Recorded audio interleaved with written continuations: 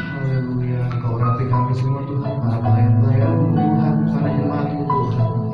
Biar kami boleh satu Tuhan dalam hadirat-Mu Tuhan, kami boleh satu hati Tuhan, memuji menyembah nama-Mu Tuhan. Terima kasih. Terima kasih Tuhan. Kami juga berdoa Tuhan Yesus untuk ibadah kami dari awal pertengahan hingga akhirnya Tuhan.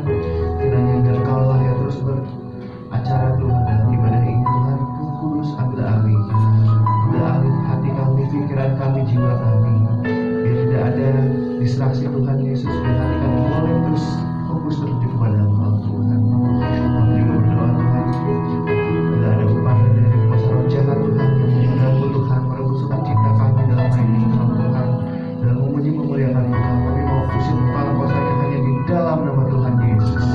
Biar hanya kuasa Yesus yang bekerja menaungi ruangan ini, menaungi hati kami semua. Terima kasih Tuhan, akhirnya terpujilah nama-Mu Tuhan, segala kemuliaan, keagungan hanya bagi nama-Mu. Kami memulai ibadah kami pada pagi hari ini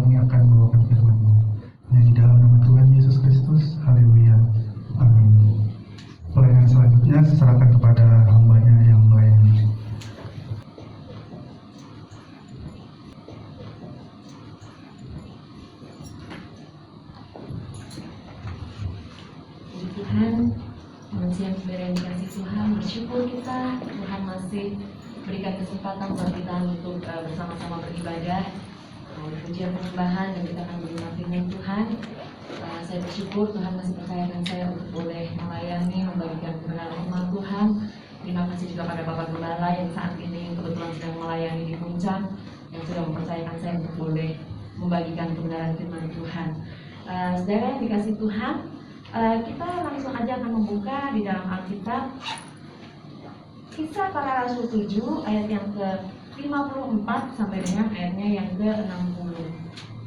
Kisah Para Rasul 7 ayat yang ke-54 sampai dengan ayatnya yang ke-60. Kalau sudah ketemu, sama-sama kita bangkit berdiri dan kita akan baca bergantian. Saya ayat genap, saudara ayat ganjil.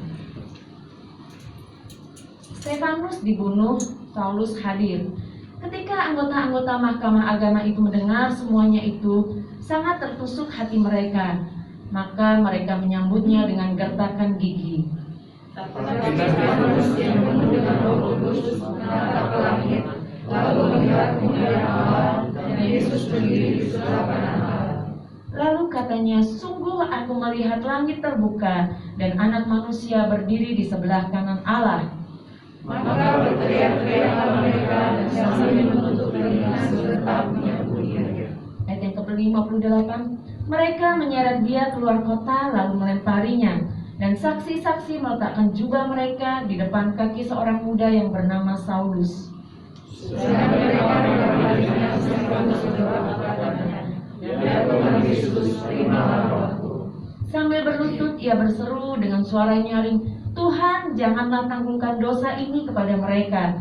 Dan dengan perkataan itu meninggallah ia. Amin, puji Tuhan. Silakan duduk.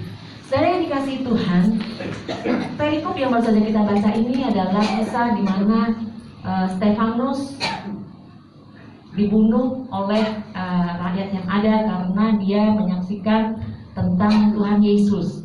Ya, nah, saudara yang dikasih Tuhan, pada saat itu jadi awalnya 12 murid ini merasa kerepotan karena pelayanan mereka ada yang keteteran lah ceritanya ya, ada yang keteter yaitu yang untuk memperhatikan janda-janda, orang-orang yang membutuhkan, jadi pelayanan diakonianya ini nggak kepegang gitu ya, sehingga akhirnya dari 12 murid ini beserta murid-murid yang lain mereka setuju untuk mengangkat 7 orang dipercayakan untuk pelayanan meja ini, untuk pelayanan diakonia ini. Salah satu yang dipilih adalah Stefanus. Nah, saudara, saya membaca ayat ini, kisah Stefanus ini, saya sangat tertarik, saudara, karena di dalam Kisah Para Rasul 6 ayatnya yang ke-5 itu secara spesifik dijelaskan seperti apa Stefanus itu di hadapan Tuhan, saudara. Coba kita baca di dalam Kisah Para Rasul 6 ayatnya yang ke-5. Kisah Para Rasul 6 ayat yang ke-5. Usul itu diterima baik oleh seluruh jemaat, lalu mereka memilih Stefanus. Perhatikan, seorang yang penuh iman dan Roh Kudus. Dan selanjutnya orang-orang yang lain. Tetapi firman Tuhan ini, Alkitab menegaskan bahwa Stefanus adalah seorang yang penuh iman dan Roh Kudus. Dan ini, kalau firman Tuhan ini dicatat, itu semuanya diilhamkan oleh Roh Kudus. Artinya, Stefanus dikatakan seorang yang penuh iman dan Roh Kudus ini dari pandangan Allah. Jadi ini adalah pendapat Allah atas Stefanus, kehidupan Stefanus. Stefanus ini adalah seorang yang penuh iman dan penuh Roh Kudus. Nah, saudara, lebih menarik lagi, saudara, sepanjang kisah Stefanus ini dari Kisah Para Rasul 6 sampai dengan Kisah Para Rasul 7, di situ 3 kali Alkitab mencatat tentang bagaimana Stefanus di hadapan Tuhan. Yang pertama ayat ini, Stefanus seorang yang penuh iman dan Roh Kudus. Yang kedua kita bisa buka di dalam Kisah Para Rasul 6 ayat yang ke-8. Kisah Para Rasul 6 ayat yang ke-8 dikatakan, dan Stefanus yang penuh dengan karunia dan kuasa mengadakan mujizat-mujizat dan tanda-tanda di antara orang banyak. Yang penuh dengan karunia dan kuasa. Ketiga, firman Tuhan mencatat bagaimana Stefanus ini di mata Tuhan. Buka di dalam Kisah Para Rasul 7 ayatnya yang ke-55. Kisah Para Rasul 7 ayat yang ke-55. Tetapi Stefanus yang penuh dengan Roh Kudus menatap ke langit, lalu melihat kemuliaan Allah dan Yesus berdiri di sebelah kanan Allah. Saudara, sangat luar biasa ketika seorang dicatat di dalam Alkitab dalam pandangan Allah memiliki kriteria seperti yang dimiliki oleh Stefanus ini, saudara. Bukan main-main, saudara. Hanya menceritakan satu kisah saja, tetapi firman Tuhan mencatat bagaimana Stefanus ini penuh dengan iman, penuh dengan Roh Kudus. Saudara, pagi hari ini kita mau belajar tentang penuh dengan Roh Kudus. Penuh dengan Roh Kudus di sini maksudnya bukan hanya sekedar ada Roh Kudus dalam kehidupan kita, bukan itu, saudara. Setiap orang yang percaya, seperti yang selalu Bapak Gembala sampaikan, ketika kita percaya bahwa Yesus Kristus adalah Tuhan, pasti ada Roh Kudus di dalamnya. Karena tanpa Roh Kudus tidak ada seorang pun bisa mengakui bahwa Yesus Kristus adalah Tuhan. Oleh karenanya ketika kita percaya bahwa Yesus Kristus adalah Tuhan dan kita masih percaya bahwa Yesus Kristus adalah Tuhan, artinya ada Roh Kudus dalam kehidupan kita. Tetapi saudara, yang dikatakan penuh dengan Roh di sini adalah orang tersebut punya Roh Kudus dan tidak hanya punya Roh Kudus dalam hidupnya, saudara, tetapi dia mengizinkan Roh Kudus bekerja dan berkarya dalam kehidupannya. Dia mengizinkan Roh Kudus memimpin kehidupannya. Dan benar-benar karya Roh Kudus itu nyata dalam kehidupan orang-orang itu. Saudara, dikatakan ketika engkau penuh dengan Roh, ketika engkau melekat pada jalan, engkau akan berbuah. Kalau tidak berbuah artinya dia enggak sehat. Anak Tuhan atau orang percaya yang penuh dengan Roh Kudus pasti berdampak, pasti menghasilkan buah. Kita mau belajar dari Stefanus, saudara. Dari kisah Stefanus ini kita bisa melihat bagaimana ciri-ciri seorang yang penuh dengan Roh Kudus. Jadi ini kita belajar dari Stefanus ya. Ada kriteria yang lain, tapi dari Stefanus kita ada belajar 3 hal, 3 ciri-ciri yang ada yang ditemui dari orang yang penuh dengan Roh Kudus. Yang pertama, di dalam ayat yang ke Kisah Para Rasul 6 ayat yang ke-8 tadi dikatakan bahwa Kisah Para Rasul 6 ayat yang ke-8 dikatakan bahwa Stefanus ini, dan Stefanus yang penuh dengan karunia dan kuasa mengadakan mujizat-mujizat dan tanda-tanda di antara orang banyak. Saudara yang dikasihi Tuhan, ketika kita menerima Roh Kudus, katakan bahwa engkau akan menjadi saksiku. Kamu akan menerima kuasa ketika Roh Kudus turun ke atas kamu. Setiap kita anak-anak Tuhan, ketika kita percaya bahwa Yesus Kristus adalah Tuhan, kita terima Roh Kudus dalam kehidupan kita. Pada saat itu sebetulnya Tuhan juga berikan kuasa itu buat kehidupan kita. Tetapi tidak serta-merta ketika kita percaya langsung kita bisa pergunakan kuasa itu, nggak bisa.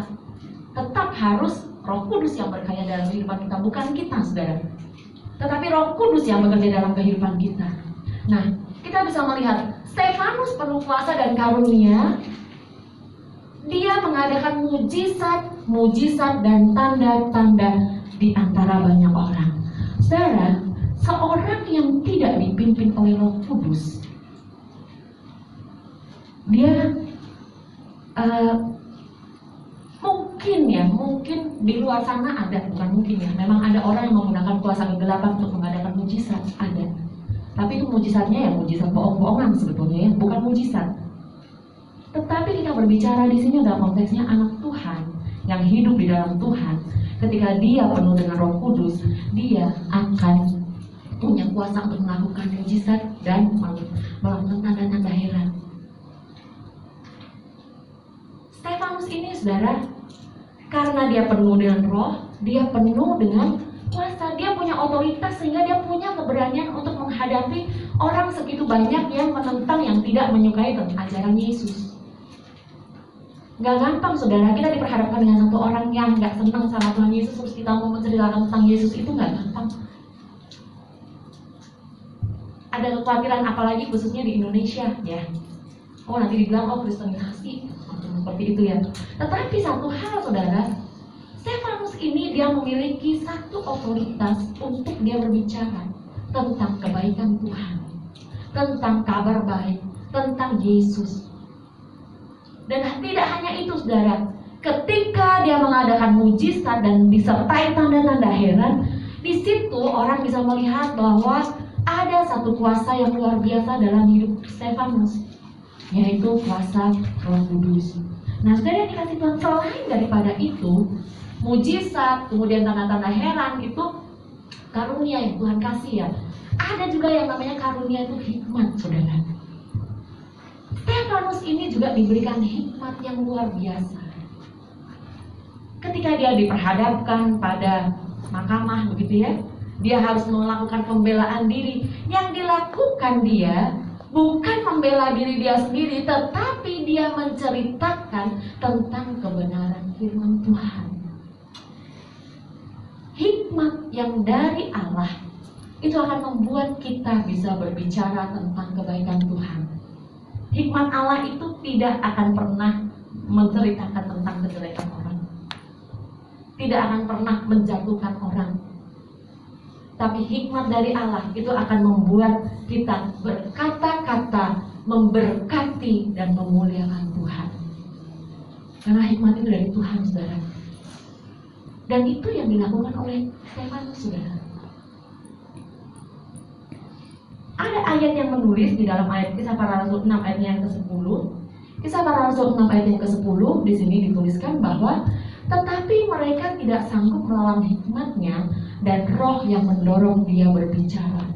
Saudara yang kasih Tuhan, hikmat yang Tuhan taruh di dalam Stefanus ini membuat segitu banyak orang gak ada yang bisa melawan saudara. Dan disitu dikatakan roh yang mendorong Stefanus untuk berbicara. Stefanus ini memiliki kepekaan mendengar suara Roh Kudus.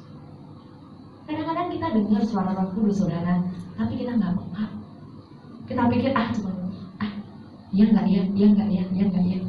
Mungkin itu perasaan saya doang. Tetapi Stefanus ini peka mendengar suara Roh Kudus, sehingga dia sampaikan sesuai yang Tuhan mau. Sehingga ketika dia berbicara sesuai dengan yang Roh suruh dia berbicara, nggak ada satupun yang bisa melawan perkataannya, saudara. Penuh dengan karunia dan kuasa. Ketika kita punya Roh Kudus, kita punya itu, saudara, tapi kita mesti minta sama Tuhan. Kita minta supaya Tuhan benar-benar nyatakan. Minta Roh Kudus berkarya penuh dalam kehidupan kita. Ada banyak kali kita, saudara, penuh dengan Roh. Kita merasa, kita sudah punya Roh Kudus. Ya sudah, fine-fine gitu aja. Jadi udah, ya udah, saya ada Roh Kudus, saya aman. Begitu doang. Bukan itu yang Tuhan mau, saudara.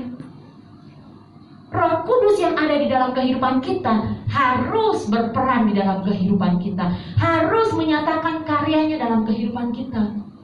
Gak cuma ngumpet di dalam, saudara.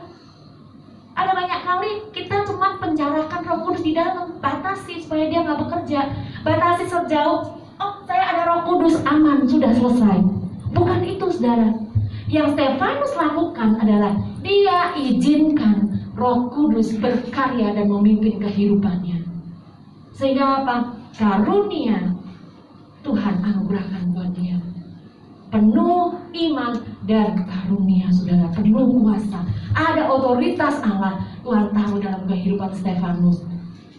Saudara yang dikasihi Tuhan, hal yang kedua yang dimiliki oleh Stefanus, yang harus dimiliki kita sebagai anak-anak Tuhan yang penuh dengan Roh Kudus, adalah Stefanus ini punya penyerahan diri, saudara. Stefanus ini punya penyerahan diri. Selesai dia melakukan pembelaan, orang pada marah, orang gak terima. Akhirnya apa?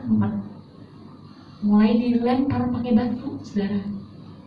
Tetapi tidak ada satu kata dari Stefanus yang menyatakan dia mau berbalik. atau dia mundur, atau dia mempertanyakan, di mana Engkau Tuhan? Ini batu sudah jatuh di badan saya, Engkau di mana Tuhan? Aku sudah menceritakan tentang Engkau, aku sudah melakukan tanda-tanda heran, aku sudah mengadakan mujizat, aku sudah melayani Engkau, aku sudah taat. Kok saat ini Tuhan Engkau izinkan aku dirajam? Gak ada kata-kata itu dari mulut Stefanus. Bahkan di dalam hatinya pun tidak ada. Karena apa? Dia punya penyerahan diri terhadap kepada Tuhan. Ketika seseorang punya penyerahan diri kepada Tuhan, saudara, dia akan bisa melewati setiap proses dalam kehidupan dia dengan satu keyakinan bahwa Tuhan tidak pernah tinggalkan. Itu yang dialami oleh Stefanus, saudara. Kenapa dia bisa punya penyerahan diri sepenuhnya kepada Tuhan? Buat saya pribadi, saudara, menyerahkan diri sepenuhnya itu nggak gampang. Nggak gampang. Ketika diperhadapkan pada situasi yang seolah-olah sudah nggak ada jalan keluar, belum ada jalan keluar, itu di sini langsung berpikir cara manusia. Apakah salah kita menggunakan akal? Tidak. Tuhan anugerahkan akal itu untuk kita pakai. Tetapi apapun yang dilakukan, apapun yang dipikirkan oleh akal kita harus sesuai dengan maunya Tuhan. Itu yang tidak mudah, saudara. Stefanus, ketika dia alami itu, dia hanya tahu satu perkara. Tuhanku tidak pernah gagal. Tuhanku tidak pernah salah. Kalau aku ada di dalam situasi seperti ini, bukan karena Tuhan gak tahu, atau bukan karena Tuhan gak mampu tolong, tetapi Tuhan sedang menuntun aku untuk melewati proses ini, untuk mencapai janji Tuhan digenapi dalam hidupku. Sehingga apa? Gak ada pemberontakan, gak ada keluhan, gak ada keraguan terhadap Tuhan. Dia berserah penuh kepada Tuhan.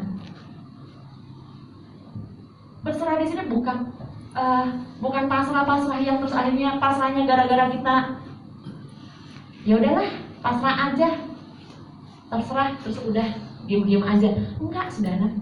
Berserahnya di sini ini ada muatan, dan muatannya itu adalah aku serahkan hidupku, aku percaya apapun yang terjadi dalam kehidupanku Tuhan izinkan terjadi karena Tuhan punya maksud yang baik buat aku. Dan tidak berhenti di situ, saudara. Melewati proses ini pun Tuhan ada untuk menolong aku. Tuhan menguatkan aku. Penyerahan diri dari Stefanus ini membuat dia bertahan ketika batu itu satu demi satu mulai mengenai badannya, saudara. Kenapa? Karena dia lihat Tuhan ada, Tuhan gak tinggalkan. Dan saya yakin di dalam hatinya dia berseru kepada Roh Kudus, beri aku kekuatan, beri aku kemampuan. Ketika kita hadapi persoalan, apakah kita gak boleh mengeluh di hadapan Tuhan? Saya gak bilang gak boleh mengeluh ya. Mungkin pada saat kita hadapi, kita datang pada Tuhan, ada satu keluhan, tapi nggak boleh berlanjut, saudara. Sampaikan keluhanmu kepada Tuhan, dan terus percayakan pada Tuhan. Itu yang Tuhan mau. Sampaikan apa yang kau rasakan. Aduh Tuhan, saya kok rasa begini, bagaimana ya? Apa nggak boleh? Boleh. Dia Bapak kita. Sebagaimana terhadap orang tua kita, dia sahabat kita. Ada unek-unek apa, sampaikan. Apa nggak boleh? Boleh. Tapi sampaikan, terus percayakan itu pada Tuhan. Ini yang dilakukan oleh Stefanus, saudara. Mungkin di dalam hatinya juga sempat, aduh Tuhan, sakit nih Tuhan, gimana nih Tuhan. Mungkin ada itu. Tetapi kembali dia melihat, Tuhan gak tinggalkan dia. Dan selama Tuhan izinkan itu terjadi, artinya Tuhan melihat bahwa kita mampu lewati. Yang penting tetap andalkan Tuhan. Penyerahan diri yang seperti ini yang Tuhan mau, saudara. penyerahan diri yang artinya bahwa kita percaya penuh bahwa rancangan Allah dalam kehidupan kita tidak pernah gagal. Percaya penuh bahwa Allah tidak pernah meninggalkan kita. Percaya penuh bahwa selalu ada jalan keluar di hadapan Tuhan. Asalkan kita ikut maunya Tuhan. Jalani dulu prosesnya. Jalani dulu prosesnya. Saudara yang dikasihi Tuhan, mengenai penyerahan diri ini, saudara, ada contoh lain, saudara, yang bisa kita belajar dari mereka. Sadrah, Mesah, dan Abednego. Saudara pasti ingat cerita 3 tokoh ini. Biasanya Daniel, Sadrah, Mesah, Abednego. Tetapi yang dibuang ke dalam dapur api adalah 3 orang ini. Dia diperhadapkan pada dapur api. Hukumannya adalah dibuang, dibakar hidup-hidup di dalam dapur api, kalau tidak mau menyembah patung yang dibuat oleh Raja Nebukadnezar. Tetapi 3 pemuda Ibrani ini, 3 orang beriman ini, 3 orang yang penuh dengan hikmat, penuh dengan roh ini, mereka menolak untuk melakukan sesuatu yang tidak sesuai dengan yang Tuhan mau. Dia menolak untuk melanggar perintah Tuhan. Dia menolak untuk menyimpang sedikit dari kebenaran firman Tuhan. Padahal sebetulnya kalau secara manusia, secara akal nih, pura-pura aja deh. Bisa nggak? Bisa. Tapi mereka tahu, biarpun cuma pura-pura, itu nggak sesuai dengan maunya Tuhan. Yang Tuhan mau, akui imanmu di hadapan orang, supaya Tuhan akui engkau. Sadrah, Mesah, Abednego, mereka pertahankan iman mereka. Sekalipun mereka diperhadapkan pada dapur api, tapi mereka tidak goyah. Kita buka dulu, saudara, di dalam Daniel. Kitab Daniel 3 ayat yang ke-16 sampai yang ke-18. Daniel 3 ayat 16 sampai dengan yang ke-18. Lalu Sadrah, Mesah, dan Abednego menjawab Raja Nebukadnezar, "Tidak ada gunanya kami memberi jawab kepada Tuanku dalam hal ini." Ayat 17. "Jika Allah yang kami puja sanggup melepaskan kami, maka Ia akan melepaskan kami dari perapian yang menyala-nyala itu dan dari dalam tanganmu, ya Raja. Tetapi seandainya tidak, hendaklah Tuanku mengetahui, ya Raja, bahwa kami tidak akan memuja dewa Tuanku dan tidak akan menyembah patung emas yang Tuanku dirikan itu." Saudara yang dikasihi Tuhan, dia katakan tadi ayat yang ke-17, coba ayat 17. "Jika Allah yang kami puja sanggup melepaskan kami, maka Ia akan melepaskan kami dari perapian yang menyala-nyala itu." Allahnya Sadrah, Mesah, Abednego sanggup nggak? Sanggup. Tetapi apakah mereka melalukan mereka dari masuk ke dapur api? Enggak. Tuhan tetap izinkan, Tuhan tetap masukkan mereka ke dapur api, saudara. Dan Alkitab mencatat bahwa dapur api itu dipanaskan 7 kali dari biasanya, sehingga tentara yang membawa mereka, yang melempar mereka masuk ke dalam itu hangus di luar mati, saudara. Tetapi Sadrah, Mesah, Abednego, 3 orang ini yang memegang iman mereka kepada Tuhan, masuk ke dapur api yang dipanaskan 7 kali, tidak hangus sama sekali. Rambutnya pun tidak ada yang terbakar sama sekali. Kalau secara awalnya sebelum mereka masuk ke dalam dapur api itu, mungkin nih ada pemikiran, loh, kok Tuhan gak lepaskan saya dari dapur api ya? Tapi seperti yang dikatakan oleh 3 orang ini, mereka punya iman dan keyakinan yang membuat mereka berserah total kepada Tuhan, mempunyai penyerahan diri kepada Tuhan, bahwa apa? Bahwa Tuhan sanggup menolong, bahwa Tuhan memelihara, bahwa Tuhan melindungi, bahwa Tuhan punya rancangan yang terbaik buat mereka. Keluar dari dapur api, Tuhan dimuliakan, saudara. Ini yang dialami oleh Stefanus, saudara. Stefanus punya keyakinan yang penuh. Sekalipun engkau tidak melalukan aku dari batu yang dilemparkan ke tubuhku, Tetapi aku tahu Tuhanku tidak pernah meninggalkan aku. Aku tahu Tuhanku pasti menolong aku. Saya tidak tahu saudara, apakah pada saat itu Tuhan angkat rasa sakit dari tubuh Stefanus atau enggak, saya nggak tahu. Bisa jadi Tuhan angkat sehingga dia benar-benar mampu untuk terima lemparan batu. Bisa jadi, saya nggak tahu saudara, karena Alkitab nggak mencatat. Tapi intinya saudara, ketika itu jalan yang Tuhan mau kita lewati, ketika kita mau berserah penuh kepada Tuhan, percaya bahwa Tuhan pasti tolong, bahwa Tuhan pasti sanggup, pada saat itu pertolongan Tuhan akan ada. Seberat apapun, sesakit apapun yang kita alami, Tuhan pasti akan mampukan kita untuk melewati itu, saudara. Stefanus lewati itu, saudara. Hal yang ketiga yang dimiliki Stefanus, saudara, dia memiliki pengampunan. Saudara, berbicara tentang pengampunan itu adalah kata-kata yang sangat mudah dikatakan, tetapi jujur tidak mudah untuk dilakukan. Kamu sudah mengampuni dia belum? Udah, dari dulu saya sudah ampuni dia. Tapi masih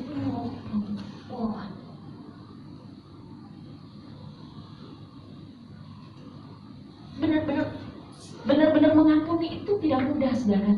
Tapi kita punya Roh Kudus, saudara. Ketika kita nyalakan tombolnya, Roh Kudus bekerja,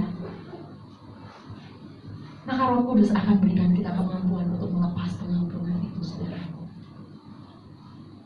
Stefanus ini, saudara, diperlakukan dengan tidak adil. Dia alami apa? Dia juga dituduh dengan tuduhan palsu, saudara. Sama seperti yang dialami Yesus. Dituduh dengan tuduhan palsu, diputar balik omongannya, saudara. Dia diperlakukan tidak adil. Dia dirajam, saudara. Tetapi di akhir cerita ini, sebelum dia meninggal, saudara, di dalam ayatnya yang ke-60, Kisah Para Rasul 7 ayat yang ke-60, sambil berlutut ia berseru dengan suara nyaring, Tuhan, janganlah tanggungkan dosa ini kepada mereka. Dan dengan perkataan itu meninggallah ia, saudara. Setelah dia selesai berkata itu, dia meninggal. Artinya, ketika dia berseru ini, dia sudah diambang maut, saudara. Saya nggak kebayang itu, badan sudah pasti nggak ada bentuknya, saudara. Tetapi dia bisa melepas pengampunan.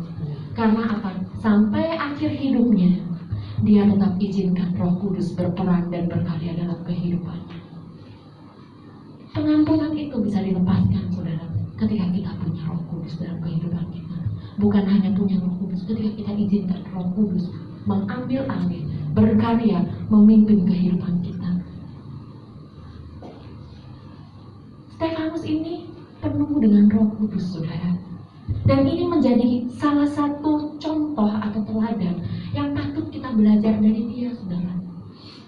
Bagaimana dia memiliki iman yang sangat kuat di dalam Tuhan, dan bagaimana dia benar-benar menghidupkan Roh Kudus itu dalam kehidupannya. Artinya apa? Bukan menghidupkan Roh Kudusnya mati, bukan ya. Roh Kudus itu ada di dalam kehidupannya, tapi dia nggak umpetin, dia nggak kunci Roh Kudus itu di dalam ruangan yang dia nggak bisa gerak. Dia izinkan Roh Kudus bekerja, dia izinkan Roh Kudus memimpin kehidupannya, dia izinkan Roh Kudus berperan penuh di dalam kehidupannya. Sehingga hal-hal yang buat kita berat untuk dilakukan, dia bisa lakukan karena Roh Kudus yang bekerja. Tanpa Roh Kudus nggak bisa, saudara. Berserah penuh sama Tuhan, emangnya gampang? Nggak gampang, saudara. Nggak gampang. Mempercayakan hidup sepenuhnya sama Tuhan, ya di gereja semuanya seperti itu, saudara. Ya, saya percayakan hidup saya kepada Tuhan.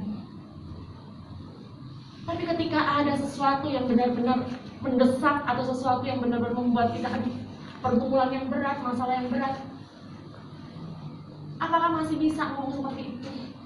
Saya serahkan sepenuhnya ke dalam tangan Tuhan. Ngomongnya iya, saudara.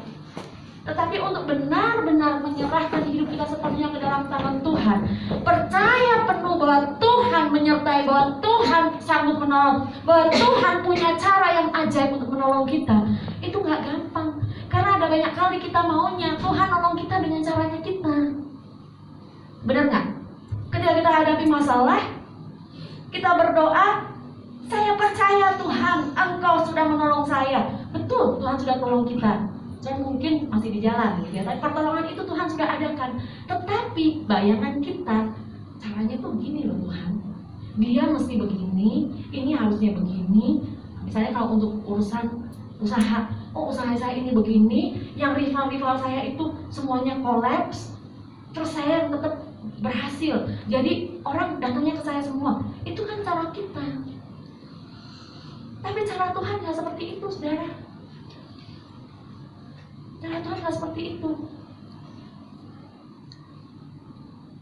Cara Tuhan itu benar-benar ajaib, dan Tuhan pakai cara yang kita benar-benar nggak ngerti ya. Jadi kayak tadi Sadrak, Mesak, Abednego itu, mereka balik ke waktu itu lagi ya saudara. Mereka tetap harus lewati proses yang nggak enak tuh, mereka lewati. Tapi mereka bisa lewati semuanya itu, dan mereka tetap hidup menjadi satu kesaksian karena mereka punya keyakinan bahwa Tuhan tidak pernah meninggalkan mereka.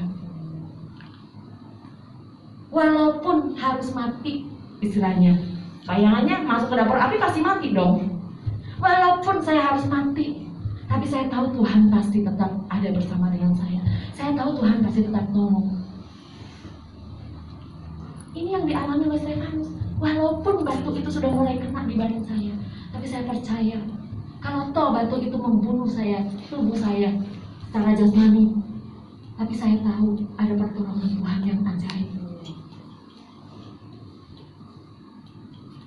Masalah pengampunan, saudara.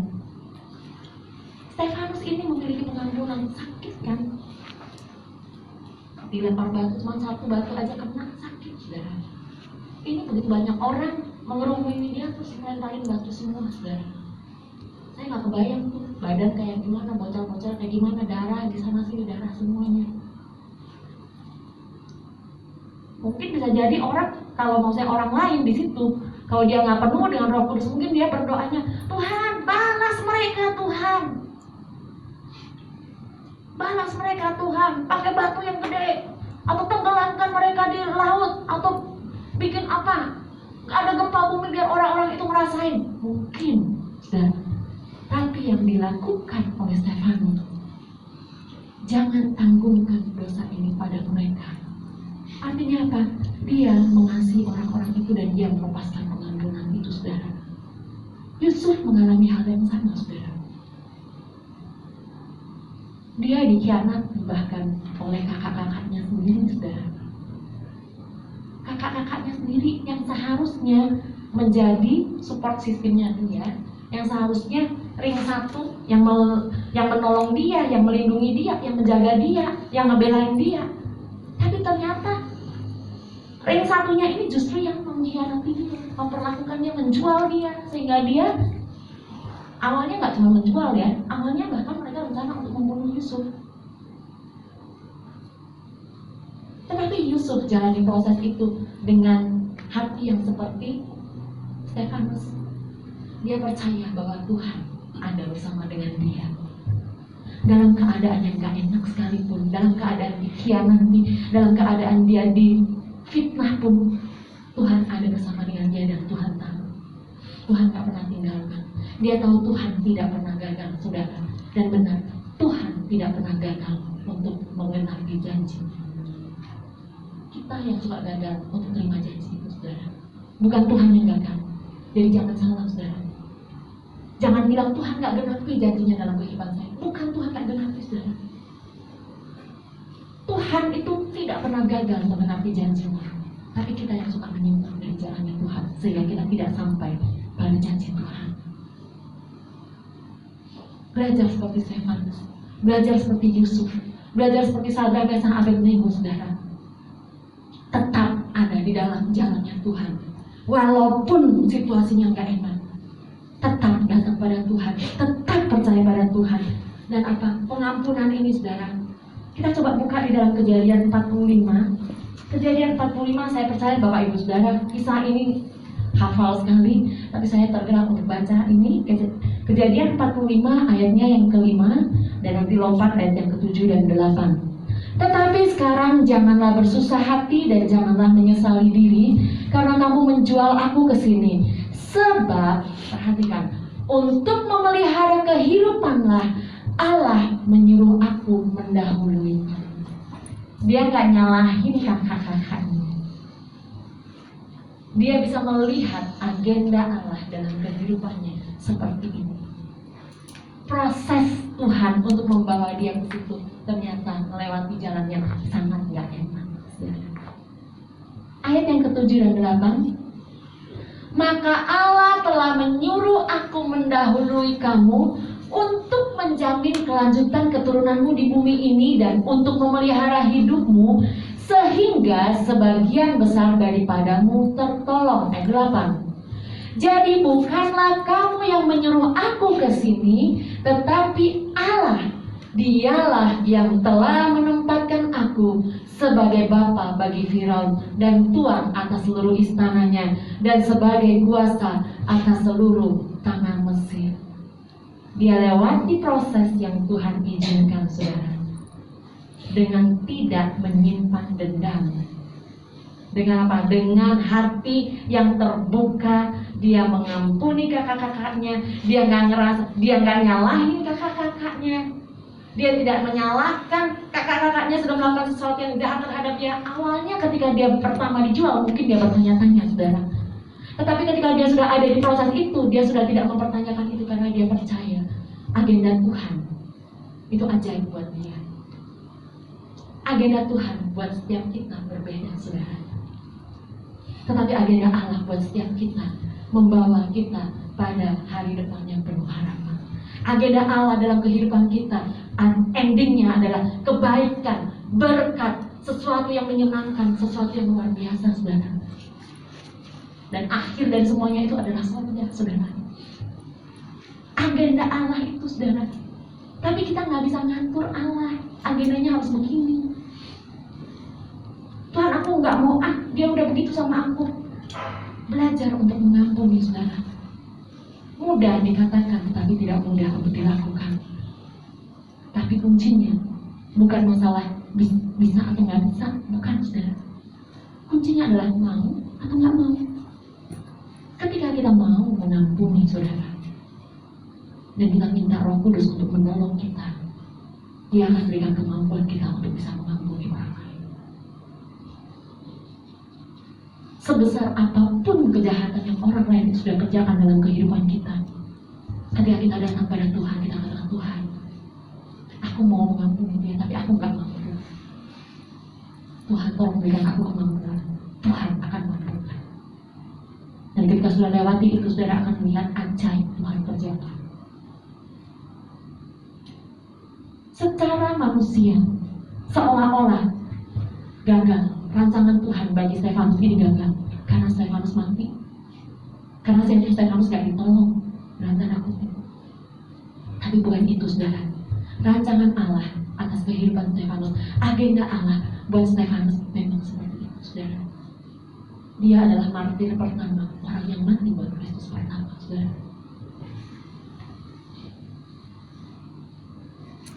Tidak ada rancangan Allah yang gagal.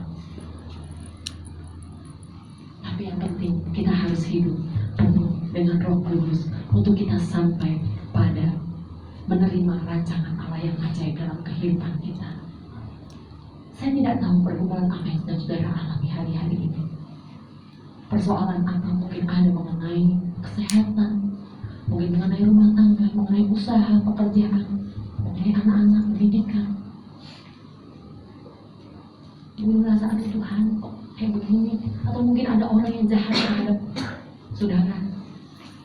Pagi hari ini, saudara, saat ini, baik saudara yang ada di sini maupun yang ada di rumah yang menonton secara online, saat ini katakan kepada Roh Kudus, Roh Kudus, berkaryalah dalam hidupku.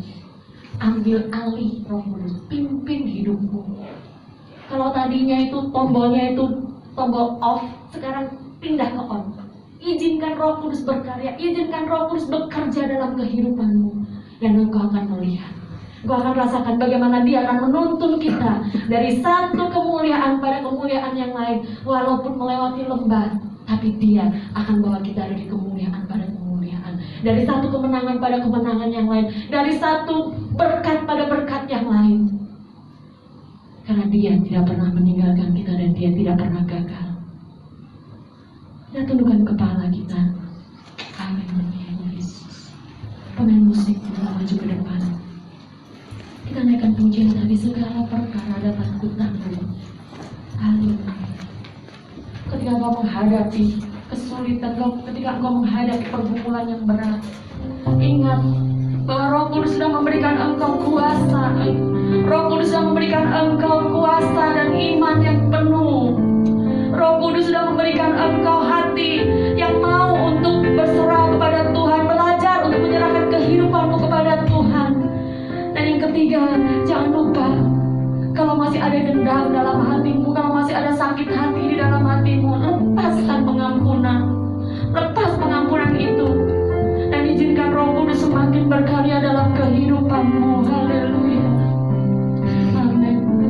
Segala perkara dapat ku tanggung di dalam-Nya yang memberi kekuatan. Sama-sama kita bangkit berdiri. Tuhan Yesus penolong dan sahabat. Tetap percaya Tuhan angkat tangan dan katakan segala perkara. Percaya Roh Kudus ada dalam kehidupan kita. Percaya bahwa kuasa-Nya memampukan kita untuk melewati segala perkara hidup kita. Haleluya, haleluya. Tuhan Yesus, Ibu kita bisa dalam doa. Haleluya. Tetap percaya Tuhan setia segala perkara. Dapat ku tanggung di dalam-Nya yang memberi kekuatan. Tuhan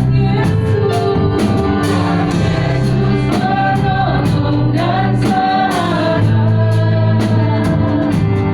Tetap percaya Tuhan setia, tetap percaya, tetap percaya Tuhan setia, tetap percaya, tetap percaya Tuhan setia. Haleluya, puji Tuhan. Haleluya, puji Tuhan. Haleluya, puji Tuhan. Haleluya, puji Tuhan. Haleluya, puji Tuhan. Terima kasih Tuhan Yesus. Terima kasih buat kebenaran firman-Mu yang telah kembali datang dalam hidup kami, meneguhkan iman percaya kami kepada Tuhan, bahwa segala perkara dapat kami tanggung di dalam Tuhan, karena Engkau yang memberikan kami kekuatan dan kemampuan, yaitu Roh Kudus-Mu Tuhan. Roh Kudus, Roh Kudus, ya Roh Kudus, ya Roh Kudus, Roh Kudus berkaryalah dalam hidup kami. Roh Kudus berkaryalah dalam kehidupan umat-umat-Mu di tempat ini. Jamah hidup kami, ya Roh Kudus. Kami perlu Engkau, ya Roh Kudus. Engkaulah kekuatan kami. Engkau yang memampukan kami untuk menjadi pelaku-pelaku firman-Mu lewat kebenaran firman Tuhan. Roh Kudus ada dalam hidup kami. Jika Engkau dapati kami Tuhan ada kelalaian di hadapan Tuhan, jika Engkau dapati kami menyakiti hati Tuhan dalam kehidupan kami, dalam perkataan, sikap, tingkah laku kami Tuhan, kami mohon ampuni setiap salah, dosa dan pelanggaran kami. Kami mohon kepadamu, jangan ambil Roh-Mu yang kudus dalam hidup kami. Karena Roh Kudus yang memberikan kami kekuatan dan kemampuan. Ya Rabbi ya Siki ya Rabbi ya Rabbi ya Siki ya Rabbi ya Siki. Roh Kudus berikan kami kemampuan untuk berdiri seperti Stefanus, untuk kami kuat menghadapi setiap pergumulan yang kami izinkan datang dalam hidup kami, untuk kami tetap berserah penuh hidup kami ke dalam tangan Tuhan. Karena kami percaya rancangan Tuhan dalam hidup kami, rancangan damai sejahtera, hari depan yang penuh dengan harapan, bukanlah rancangan kecelakaan Tuhan. Kami percaya Engkau tidak pernah gagal dalam hidup kami. Kami percaya rancangan-Mu Tuhan indah dalam hidup kami. Yang kami perlukan Roh Kudus, berikan kami kekuatan untuk kami berserah penuh kepada Tuhan, mempercayakan hidup kami sepenuhnya ke dalam tangan Tuhan, dan kami akan melihat kemuliaan Tuhan akan Kau nyatakan dalam hidup kami. Roh Kudus berikan kami kemampuan untuk seperti Stefanus, mengampuni orang yang menyakiti hati kami Tuhan. Dengan kekuatan kami tidak mampu Tuhan. Dengan Roh Kudus berikan kami kemampuan untuk mengampuni orang-orang yang menyakiti kami, untuk mengampuni orang-orang yang telah melakukan hal-hal yang tidak baik dalam hidup kami. Bahkan kekuatan Roh Kudus memampukan kami untuk memberkati mereka ya Tuhan. Berkati orang-orang yang menyakiti kami Tuhan. Dan kami akan melihat rancangan Tuhan luar biasa seperti Yusuf. Engkau akan mempermuliakan kami Tuhan, karena kami percaya hidup kami ada dalam tangan Tuhan. Terima kasih Tuhan. Meteraikan firman-Mu dalam hidup kami, dalam tanah hati dan pikiran kami. Roh Kudus memberikan kami kekuatan dan kemampuan untuk menjadi pelaku firman Tuhan yang taat dan setia. Menghadapi pergumulan hidup di akhir zaman ini Tuhan, kami perlu Engkau dengan kuasa Roh Kudus. Berkati hamba-Mu Tuhan, Ibu Gembala di tempat ini yang telah menjadi saluran berkat. Pakai kehidupannya secara pribadi menjadi berkat Tuhan, menjadi saksi Kristus yang mulia lewat kehidupannya Tuhan.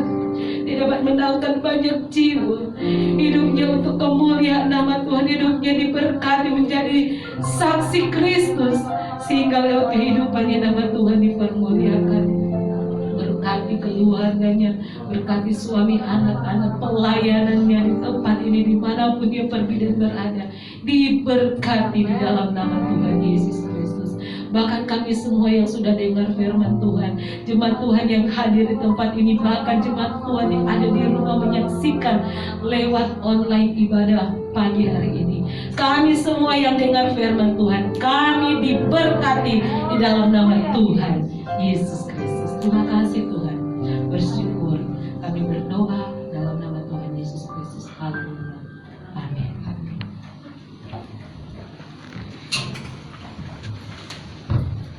Berkata firman Tuhan, dan terima kasih juga kepada Ibu Gembala yang telah membawakan firman Tuhan. Terima kasih atas segenap pelayan yang bertugas, WL Singers, pemain musik, multimedia, kolektan, dan serta petugas protokol kesehatan, serta jemaat yang hadir pada saat ini. Kita sama-sama melayani Tuhan. Untuk pengumuman, untuk persembahan operasional dapat ditransfer ke rekening BCA 128-145-5872 atas nama Bapak Dedi Chandra Dinata.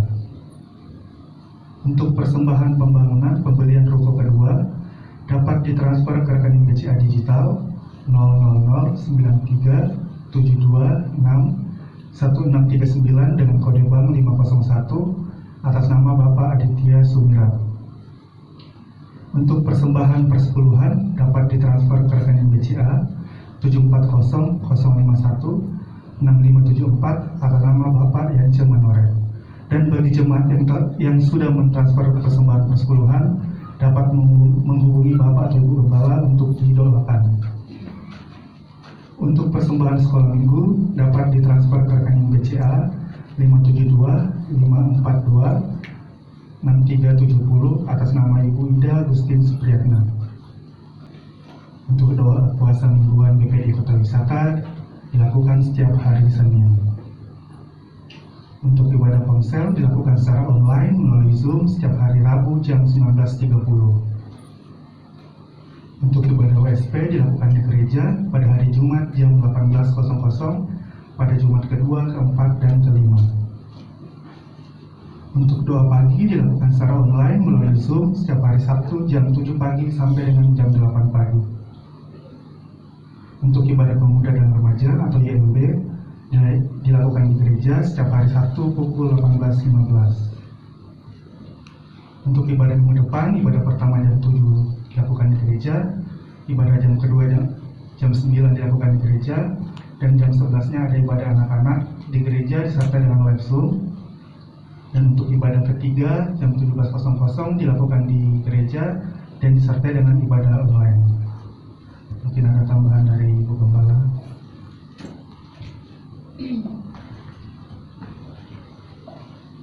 Ya, saat ini Bapak Gembala memang tidak berada dengan kita karena beliau sudah melayani di puncak. Nanti sore sudah kembali lagi ke tempat ini. Jadi terus doakan supaya pelayanan Bapak Gembala juga penuh dengan urapan dan boleh kembali ke tempat ini dengan selamat, tidak kurang suatu apapun. Saudara, untuk puasa besok jangan lupa usahakan untuk ikut ambil bagian, walaupun karena saudara bisa pilih puasanya apa aja ya. Jadi boleh puasa Daniel, boleh puasa Daud, boleh puasa Esther. Kalau puasa Daud itu berarti nggak makan tapi bisa minum air putih. Kalau puasa Esther itu berarti nggak makan sama sekali, nggak makan nggak minum sama sekali. Ataukah mau puasa Adam berarti makan buah aja atau sayur yang mentah gitu ya.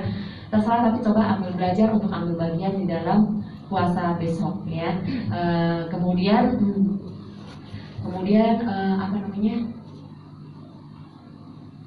kegiatan-kegiatan ibadah kita sepanjang minggu depan, kami himbau seluruh jemaat Tuhan untuk bisa ikut ambil bagian di dalamnya, karena selalu ada berkat dalam setiap ibadah ketika kita mengikutinya dengan penuh sukacita, karena Tuhan pasti bekerja di dalamnya. Jadi mungkin itu saja.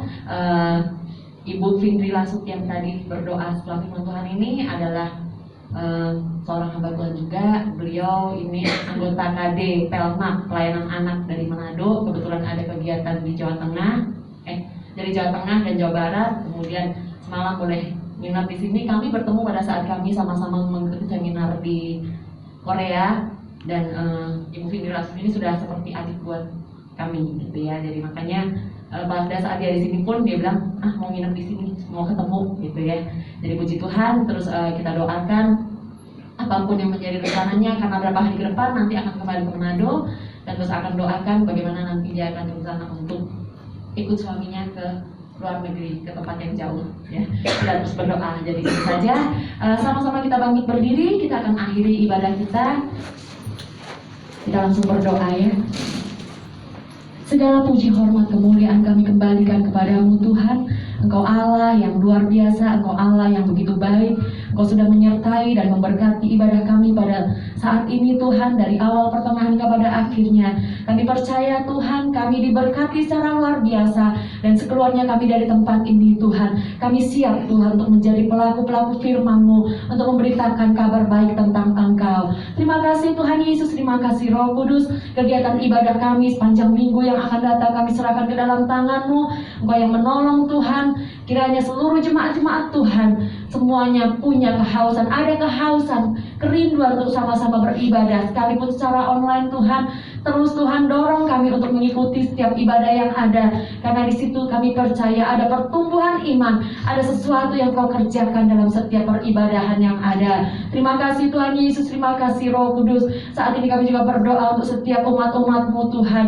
Engkau melihat setiap pergumulan jemaat yang ada Tuhan, satu persatu Tuhan Kau tilik kehidupan mereka, pergumulan mereka, apakah mengenai kesehatan, mengenai rumah tangga, mengenai keluarga, mengenai anak-anak, mengenai usaha mata pencaharian, pekerjaan, tentang apapun juga Tuhan, kami serahkan ke dalam tangan-Mu Tuhan, karena kami tahu Engkau Yesus Tuhan jawaban atas setiap persoalan kami Tuhan. Dan kalaupun saat ini kami masih di dalam proses Tuhan, ajar kami Tuhan Yesus tetap percaya percaya Tuhan bahwa Engkau bekerja di dalamnya, Engkau ada bersama dengan kami, dan bahwa rancangan-Mu tidak pernah gagal dalam kehidupan kami. Terima kasih Tuhan Yesus, terima kasih Roh Kudus terus bekerja dalam kehidupan kami, memimpin kami untuk kami boleh mencapai, meraih setiap janji Tuhan dalam kehidupan kami.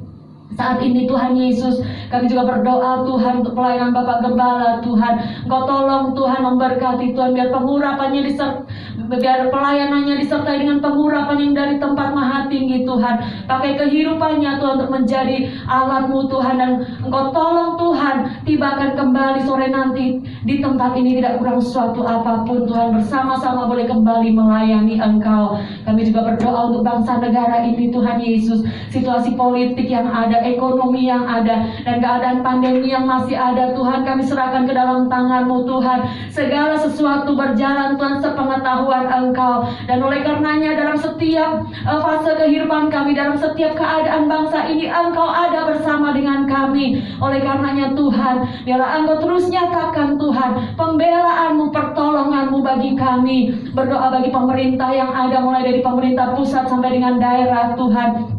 Engkau tolong Tuhan, hikmat Allah Engkau anugerahkan bagi mereka Tuhan, dan biarlah Engkau taruh takut akan Engkau, sehingga setiap keputusan yang diambil Tuhan adalah sesuai dengan yang Engkau mau. Dan kami umat-umat-Mu, biarlah Engkau tolong kami, mampukan kami Tuhan, untuk kami Tuhan terus berdoa bagi bangsa ini. Terpujilah nama-Mu untuk selama-lamanya. Sebentar kami akan pulang ke rumah kami masing-masing Tuhan. Kiranya perlindungan-Mu menjadi bagian kami, tutup bungkus kami dalam perjalanan kami, sehingga kami boleh tiba di rumah kami dengan selamat, tidak kurang suatu apapun. Sepanjang minggu ini kami akan terus menikmati Engkau Tuhan, menikmati pembelaan dan karya-Mu dalam hidup kami. Dan minggu yang akan datang kami boleh bersama-sama kembali di tempat ini untuk beribadah, untuk menikmati Tuhan bersama. Terima kasih Tuhan Yesus, terima kasih Roh Kudus. Haleluya. Kita mau terima berkat, angkat tangan-Mu Tuhan. Haleluya. Tuhan memberkati engkau dan melindungi engkau. Tuhan menyinari engkau dengan wajah-Nya dan memberi engkau kasih karunia. Tuhan menghadapkan wajah-Nya kepadamu dan memberi engkau damai sejahtera. Saudara-saudara, pulanglah dengan membawa berkat anugerah Allah Bapa, cinta kasih Yesus Kristus, persekutuan penghiburan Roh Kudus melimpah dan menyertai kita dari saat ini sampai selama-lamanya. Di dalam nama Tuhan Yesus Kristus, taruh tangan di dada dan naikkan pujian. Kami memuji